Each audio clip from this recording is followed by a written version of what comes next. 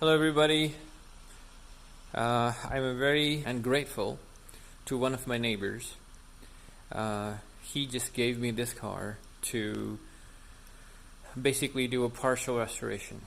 The car was parked for quite a while, and they wanted me to go ahead and restore the paint, repaint the top of the car.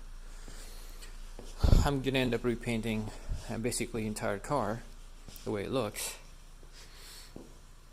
Make sure the car is mechanically sound, and check the brakes, engine. This hood was bent right here, and the hood was popping out, wasn't closing right. That's the first thing I did so far. And then I got the car washed. There was a lot of mold on it. And then there is a water leak actually in the car. I gotta figure out and stop the leak. Interior has the seats that need to be upholstered, so I can get a kit and upholster it myself. It's not a big deal.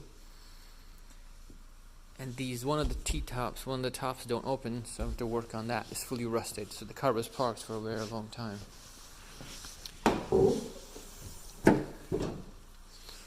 Here's the engine. It didn't start when I brought it back here because the battery was completely dead, so I had the battery sitting on trickle. It starts up every time. However, I do need to replace the idler pulleys, tensioners, and serpentine belt, perform a tune-up on it. I would end up replacing the brake rotors and pads because they're rusted. Check all his lightings, make sure lights work, and then if there's any warning light in the car. Before I do any of that, I'll end up changing all the fluids. Engine oil, transmission oil, engine coolant flush, I'll do that. And just to make sure there's no moisture sitting on any of the oil that can cause any damage, since the car has been sitting for so long. The best thing is going for it has a straight body. It has good tires and wheels, has an engine that runs, transmission that hopefully drives, and interior is in very good condition. So just